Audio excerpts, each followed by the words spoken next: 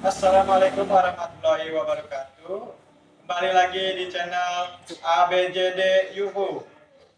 Di sini saya akan membahas Orde Baru.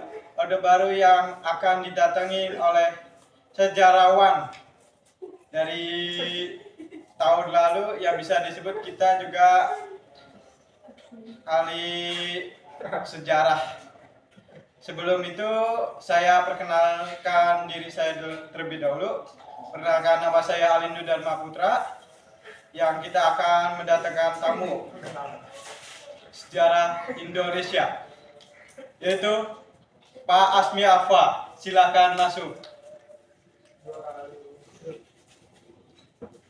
Baik Pak.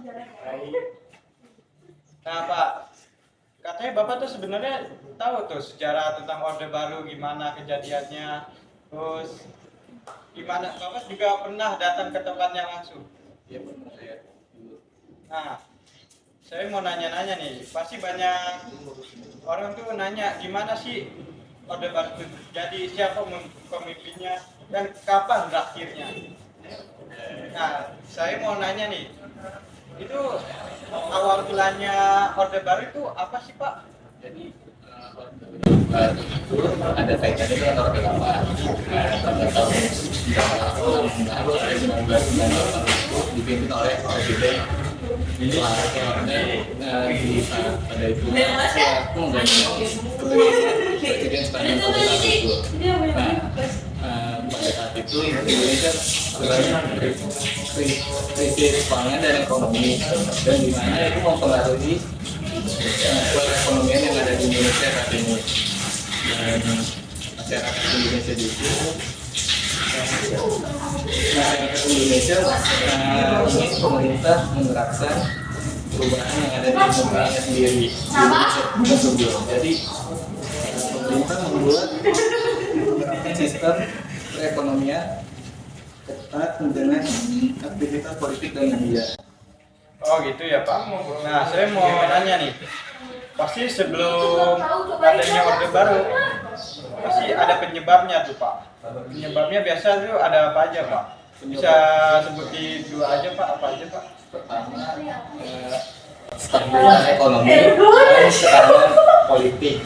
Pertama itu stabilitas politik dan keamanan pemerintah Orde Baru menerapkan sistem pemerintahan sentralistik. Sistem pemerintahan yang kontrol ketat dengan sistem aktivitas politik dan media, dan ketahanan itu juga pada saat Indonesia itu pada saat itu dibatasi. Biasanya partai yang masuk ke Indonesia itu partai Golkar. Jadi partai Golkar itu kekuatan yang dominan pada masa politik saat itu.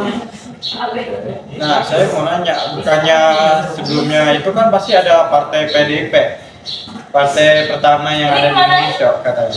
Apa benar Pak? Ya, tapi yang pada saat itu yang ada di Indonesia itu dibatasi karena itu menjaga kestabilan ekonomi di Indonesia. Jadi yang masuk ke Indonesia itu partai yang menyala partai Golkar Golongan Karya. Oh.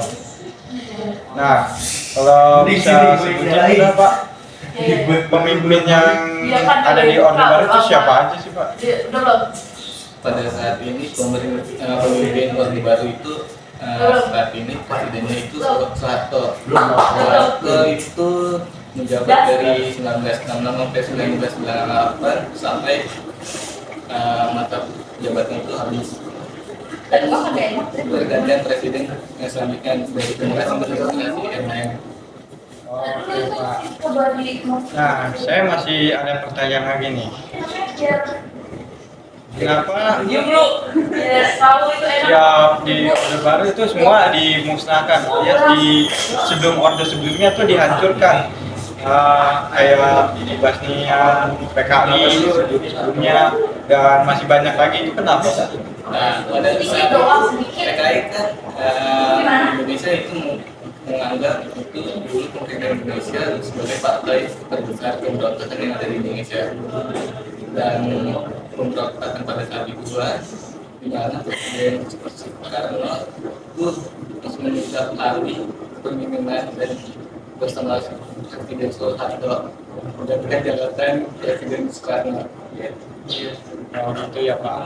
Jadi kesimpulan dari podcast hari ini akan dibawakan oleh Pak Asmi, dan dari sejarawan kita dari sejarah Indonesia yang bisa disebut dia orang yang datang ke situ. Jadi kesimpulannya masa Orde Baru membawa hal banyak ke Indonesia dan membangun ekonomi dan stabilitas ekonomi pangan dan lain-lain di Indonesia dan pembatasan kebebasan korupsi KAN yang dimana pada saat itu bergejolak yang ada di Indonesia dan pada saat itu pada Orde Baru itu terjadi reformasi itu tujuannya untuk memperbaiki sistem pemerintahan yang transparan dan lebih demokratis. Oke. Sekian dari podcast kami hari ini. Saya Alindo Dharma Putra dan rekan saya Asmi Apa. Assalamualaikum. Kami pamit undur diri. Wassalamualaikum warahmatullahi wabarakatuh.